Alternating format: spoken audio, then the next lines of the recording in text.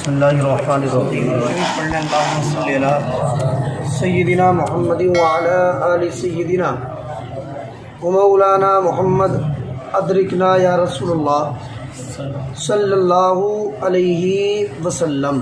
حضرات، کل میں نے ایک حدیث آپ حضرات کے سامنے بیان کرنا شروع کی تھی، اور وہ حدیث قیامت کے میدان کی ہولناکی کے تعلق سے تھی۔ حضرت عائشہ صدیقہ رضی اللہ تعالی عنہا کے دل میں جہنم کا خیال آیا تو حضرت عائشہ صدیقہ رضی اللہ تعالی عنہا رو پڑی۔ آپ کی آنکھوں سے آنسو چھلک پڑے۔ سرکار دو عالم صلی اللہ علیہ وسلم نے ارشاد فرمایا کہ عائشہ تم کیوں رو رہی ہو؟ آخر تمہیں کیا ہو گیا؟ تو حضرت عائشہ صدیقہ رضی اللہ تعالی عنہا نے عرض کیا، یا رسول اللہ،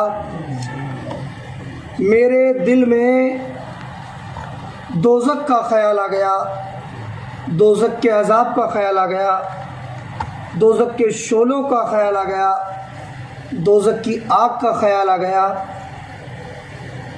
تو اللہ کے ڈر سے، دوزخ کے عذاب کے خوف سے میری آنکھوں سے آنسو نکل پڑے۔ پھر حضرت عائشہ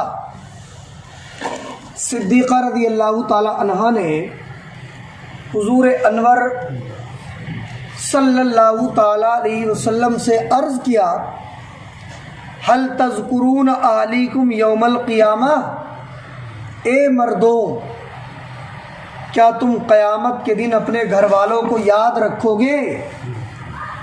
حضرت عائشہ بہت بڑی عالمہ تھی نا، بہت بڑی دین کی فقیہہ تھیں، تو انہیں معلوم تھا نا کہ قیامت کا دن کتنا خطرناک ہوگا، کتنا پرخطر ہوگا، وہاں کوئی کسی کا پرسان حال نہ ہوگا۔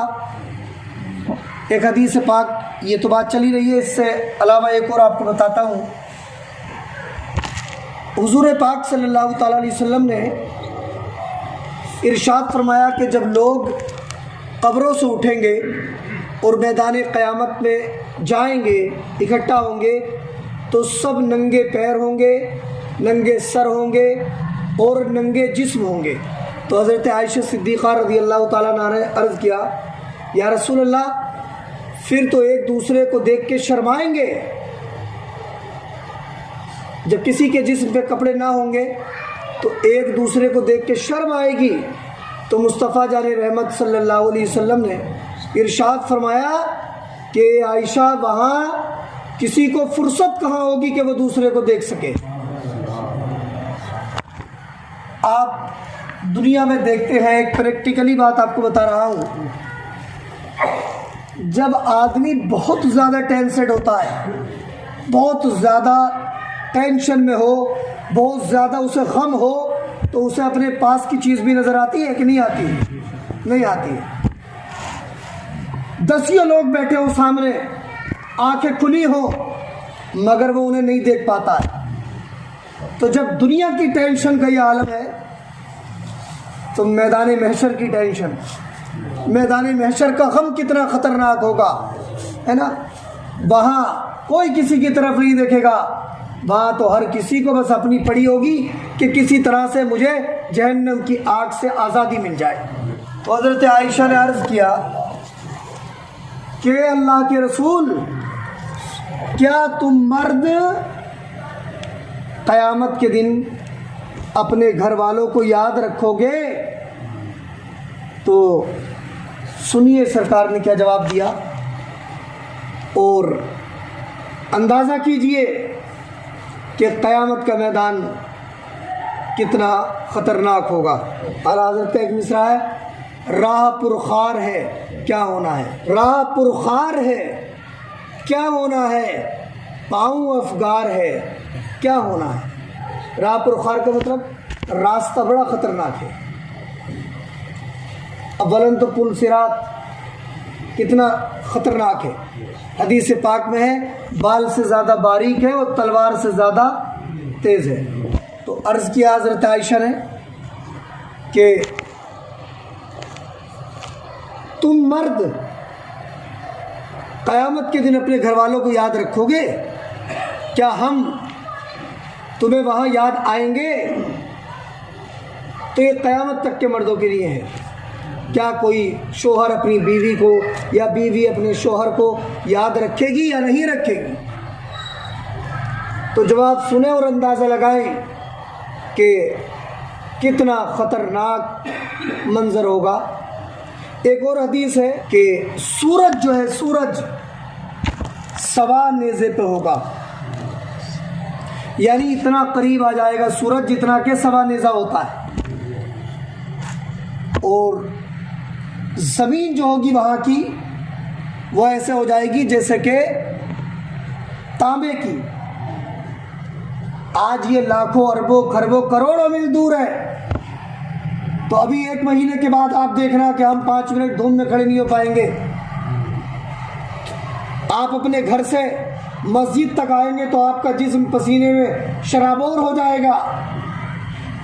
تو اس گرمی کا اندازہ کرو کہ جب یہ بالکل قریب آ جائے گا اور زمین بھی تانبے کی طرح ہو جائے گی، بھیجے کھول رہے ہوں گے بھیجے، اور ہر آدمی اپنے گناہوں کے مطابق پسینے میں ڈوبا ہوا ہوگا.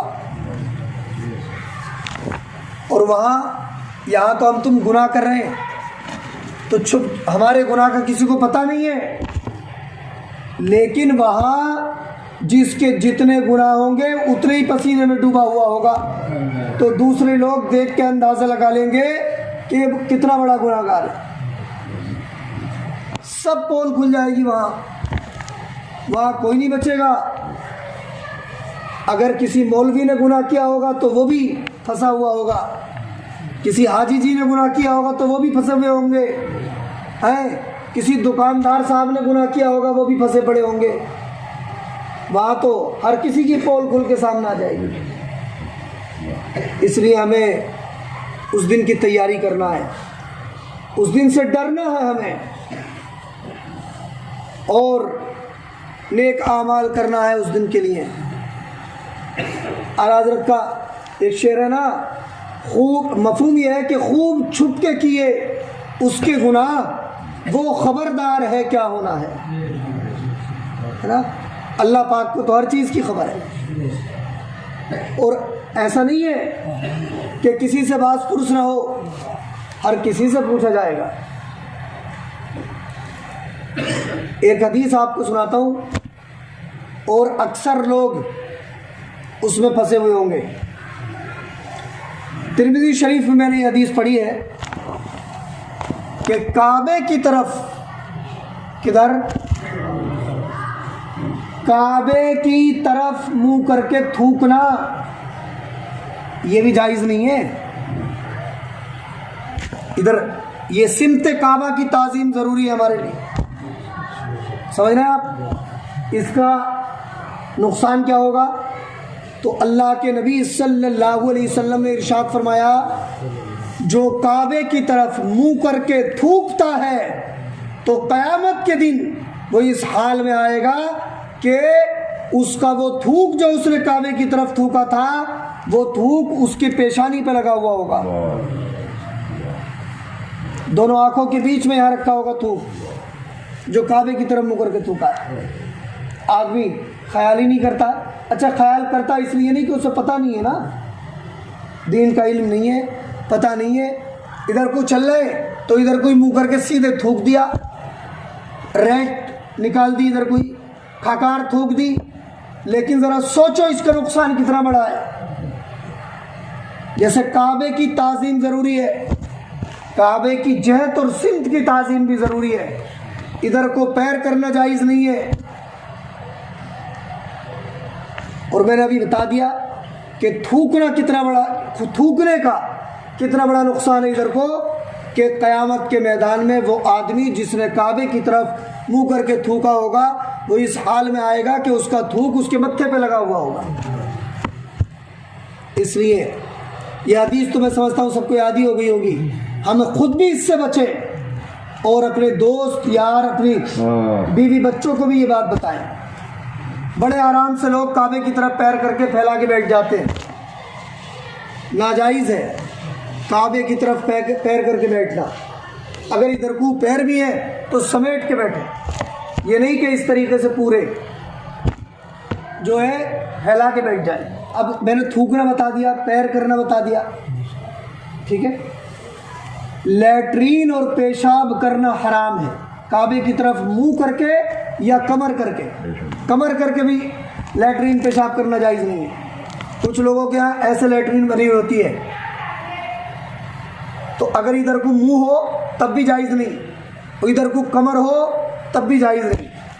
اس طریقے کی ایسا ہونا چاہیے. یہ سمت جیسے اپنے یہ اس کی پیشاب خانے کی بنی ہوئی ہے کہ نہیں سمت, ہاں یہاں بھی پہلے ایسے بنوایا جا رہا تھا, لیکن شاید کسی نے فون کیا تھا یا کیا تھا, یا کسی نے یہی بتا دیا تھا, تو وہ پھر اس کی سمت چینج کروا دی گئی. سمجھ رہے ہیں آپ, یہ بڑا اہم مسئلہ ہے. یہ اگر کسی کے گھر میں ایسے ہو بھی تو وہ آج مسئلہ سن کے جائے. اگر کسی کے یہاں ایسی بنی ہوئی ہو تو پھر وہ کعبے کی طرف منہ کر کے بھی نہ بیٹھے, کعبے کی طرف کمر کر کے بھی نہ بیٹھے, بلکہ ٹیڑھا ہو کے بیٹھے, ورنہ گناہ گار ہوگا. ہاں اگر کھلے میں کہیں ٹوائلٹ کرے تب بھی کعبے کی طرف پیٹھ یا منہ کر کے بیٹھنا جائز نہیں, اور اگر اپنے گھر میں کرے تب بھی کعبے کی طرف پیٹھ یا منہ کر کے بیٹھنا جائز نہیں ہے. اور ایک دن یہ مسئلہ ہی میں نے بتایا تھا کہ جو لوگ بالغ ہیں ان کے لیے تو ناجائز ہے ہی, اور چھوٹے بچوں کو بھی کعبے کی طرف منہ کر کے پیشاب یا لیٹرین کرانا یہ بھی جائز نہیں ہے. اس کا گناہ چھوٹے بچوں کو نہیں ملے گا, جو انہیں پیشاب یا لیٹرین کرا رہا ہے اسے ملے گا. اس لیے اس کا بھی خیال رکھنا چاہیے. اچھا جب یہ بات آئی ہے ایک مسئلہ اور یہاں سن لیں. جس طریقے سے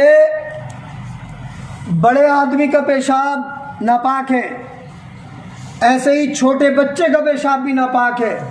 کچھ عورتیں گھروں میں کہتی ہیں کہ دودھ پیتے بچے کا پیشاب پاک ہے نا. ان کے اگر پیشاب کر دیا تو کہتی ہے کوئی بات نہیں ہے, ایسے ہی نماز ہو جائے گی. لیکن آپ سنیں, بہت حدیثیں ہیں اس کے اوپر بھی کہ ایک بچہ رسول پاک صلی اللہ علیہ وسلم کی بارگاہ میں لایا گیا. سرکار دو عالم صلی اللہ علیہ وسلم بچوں سے بہت محبت فرماتے, تو جب بھی کوئی بچہ سرکار کی بارگاہ میں لایا جاتا آپ اسے اپنی گود میں لے لیتے اور اس سے اظہار محبت فرماتے, پیار فرماتے. ایک بچہ لایا گیا تو اس نے سرکار دو عالم کی گود میں پیشاب کر دیا. بس تو بچہ تھا نا, تو سرکار دو عالم صلی اللہ علیہ وسلم نے پانی منگوایا, اور جس جگہ اس بچے کا پیشاب لگا تھا سرکار نے اس پیشاب کو دھو ڈالا اور اپنے کپڑے کو پاک فرما لیا. صحابہ نے عرض کیا رسول اللہ کیا اس بچے کا پیشاب بھی ناپاک ہے؟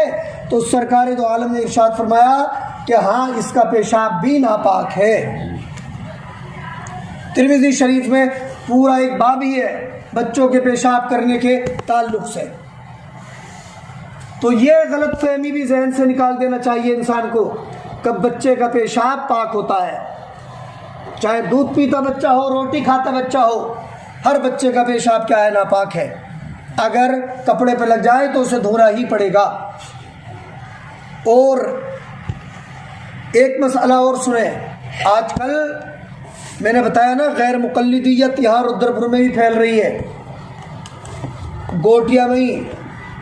یہ بھی بات سننے میں آئی ہے کہ 10-12 لوگ کسی دکان میں غیر مقلد ہیں, نماز پڑھتے ہیں, وہ اپنی الگ پڑھتے ہیں رفع دین کر کے, ہے نا. تو ان غیر مقلدوں کے یہاں وہ کہتے ہیں کہ جن جانوروں کا گوشت کھایا جاتا ہے ان کا پیشاب حلال ہے, ان کا عقیدہ ہے یہ. اور میں مطلب کوئی کسی غیر مقلد سے ملاقات ہو تو چاہے آپ اس کا پریکٹیکل بھی کر لینا. غیر مقلدوں کے یہاں معقول اللحم جانور یعنی جن جانوروں کا گوشت کھایا جاتا ہے وہ ان کے پیشاب کو جائز مانتے, حلال مانتے. اس کی وجہ کیا کہتے ہیں؟ اس کی دلیل میں وہ ایک حدیث پیش کرتے ہیں. اب یہ چونکہ تھوڑی باریک باتیں ہیں مگر میں آپ کو آسان کر کے بتا رہا ہوں. ایک مرتبہ ایسا ہوا تھا کہ قبیلہ اہل عرینا، یہ ایک قبیلہ تھا عرب کا، تو وہ بہت زیادہ بیمار ہو گئے. جب وہ بہت زیادہ بیمار ہو گئے تو وہ بارگاہ رسول میں آئے. بارگاہ رسول میں آئے اور عرض کیا کہ یا رسول اللہ ہم ٹھیک نہیں ہو پا رہے ہیں، بہت بیمار ہیں. ان کے پیٹ پھول گئے تھے. تو اللہ کے نبی صلی اللہ علیہ وسلم کی بارگاہ میں صدقے کے کچھ اونٹ آئے ہوئے تھے. کائے کے اونٹ آئے ہوئے تھے؟ صدقے. توجہ ہے سب کی؟ اگر غفلت ہوئی تو بات ادھر ادھر ہو جائے گی، توجہ سے سننا یہ بات. صدقے کے اونٹ آئے ہوئے تھے. تو اللہ تعالیٰ نے اپنے نبی کو وحی نازل فرمائی کہ یہ جو اہل عرینا آئے ہیں ان کی بیماری کی شفا ان اونٹوں کے پیشاب میں ہے جو تمہارے پاس صدقے کے آئے ہوئے ہیں، اور ان کے دودھ میں ہے اور ان کے پیشاب میں ہے. تو اللہ نے یہ بات اپنے نبی کو وحی کے ذریعے بتائی تھی. تو اللہ کے نبی صلی اللہ علیہ وسلم نے ان سے فرمایا کہ فلاں جگہ صدقے کے اونٹ بندھے ہوئے ہیں، تم جاؤ اشربو ابوالہا و البانہا، اور ان کے پیشاب بھی پیو، ان کے دودھ بھی پیو، تو تمہیں شفا نصیب ہو جائے گی. تو یہ بات کس نے بتائی تھی پیارے آقا صلی اللہ علیہ وسلم کو؟ اللہ تعالیٰ نے، ہے نا. اللہ نے بتا دیا کہ ان کی شفا اسی میں ہے بس. تو وہ گئے، انہوں نے دودھ بھی پیے، پیشاب بھی پیے، اور جب وہ تندرست ہو گئے تو جو وہ چرواہا تھا وہاں اسے قتل کر دیا انہوں نے، ہے نا. اور قتل بھی ایسا کیا، مسلح بنا دیا، ناک کاٹ دی، کان کاٹ دیے، ہونٹ کاٹ دیے، اور انہیں اونٹوں کو ہاتھ کے لے گئے ساتھ میں. تو پھر اللہ کے رسول صلی اللہ علیہ وسلم نے انہیں پکڑوا لیا اور ان کو بھی جو ہے مناسب سزا جو شریعت کے اعتبار سے تھی وہ دے دی. اور پھر اس کے بعد تو یہ جو غیر مقلد ہے یہ والی حدیث پیش کرتے کہتے دیکھو اللہ کے نبی صلی اللہ علیہ وسلم نے انہیں اونٹوں کا پیشاب پلوایا تھا کہ نہیں، تو اس لیے کہتے ہیں پیشاب پینا جائز ہے. سمجھ رہے؟ یہ دلیل ہے ان کی، یہ میں نہیں کہہ رہا ہوں، یہ غیر مقلدوں کی دلیل ہے یہ حدیث. ہم کہتے ہیں کہ یہ حکم جو تھا نا پیشاب پینے کا، یہ صرف اسی قبیلے کے ساتھ خاص تھا. سرکار نے انہیں حکم دیا اور بعد میں اللہ کے نبی نے اس حکم کو منسوخ فرما دیا. آگے بات سمجھ میں آ گئی؟ ہاں. اب اس کے منسوخ ہونے کی دلیل کیا ہے؟ کیسے پتہ چلے گا کہ یہ حکم منسوخ ہو گیا؟ تو ایک اور حدیث ہے، وہ حدیث یہ ہے کہ اللہ کے نبی صلی اللہ تعالی علیہ وسلم نے ارشاد فرمایا استنزہوا من الابوال فإن عامت عذاب القبر بنو. سرکار فرماتے ہیں کہ پیشاب کی چھینٹوں سے بھی بچو. کیا فرمایا سرکار نے؟ ہاں دماغ حاضر رکھنا، پیشاب کی چھینٹوں سے بھی بچو. کیوں؟ اس لیے کہ عام طور پہ عذاب قبر پیشاب کی چھینٹوں سے ہوگا. اب مجھے آپ خود بتائیں، اگر پیشاب پینا جائز ہوتا اور سرکار نے اس حکم کو منسوخ نہ کیا ہوتا تو سرکار یہ کیسے فرما دیتے کہ پیشاب کی چھینٹوں سے بھی بچو؟ اور اگر پیشاب پینا جائز ہوتا تو پھر پیشاب کی چھینٹوں سے قبر کا عذاب کیوں ہوتا انسان کو؟ پتہ چلا کہ وہ والا جو حکم تھا پیشاب پینے کا وہ انہی لوگوں کے ساتھ خاص تھا، باقی قیامت تک کسی مسلمان کے لیے پیشاب پینا جائز نہیں ہے بلکہ حرام ہے. آگے سمجھ میں بات؟ اور یہ حرام کس حدیث سے ہوا؟ اسی حدیث سے ہوا جو بعد میں نے سنائی کہ سرکار نے فرمایا پیشاب کی چھینٹوں سے بھی بچو، اس لیے کہ عام طور پہ قبر کا عذاب پیشاب کی چھینٹوں سے ہوگا. سمجھ میں آ گئی دونوں باتیں؟ یاد ہو گئی نا؟ اب اگر کوئی غیر مقلد آپ کے سامنے یہ کہے تو آپ اسے یہ جواب دے سکتے ہیں. اب مسئلہ بھی سن لیں. مسئلہ کیا ہے؟ مسئلہ یہ ہے کہ پیشاب پینا یا دواؤں میں بھی استعمال کرنا کیا ہے؟ حرام ہے. ایسی دوا بھی استعمال نہیں کرنا ہمیں جس میں پیشاب ملا ہوا ہو. سمجھ میں آ رہی ہے بات؟ ہاں یہ بات آپ ذہن میں رکھیں۔ تو بہرحال یہ بات تو بہت لمبی چلی گئی، مجھے یہاں بتانا آپ کو یہ تھا، چونکہ لیٹرین پیشاب کعبے کی طرف منہ کر کے پیٹ کر کرنا حرام ہے، اور یہیں پہ یہ بات بھی سن لیں کہ پیشاب کی چھینٹوں سے بچنا بھی ہمارے لیے ضروری ہے نا۔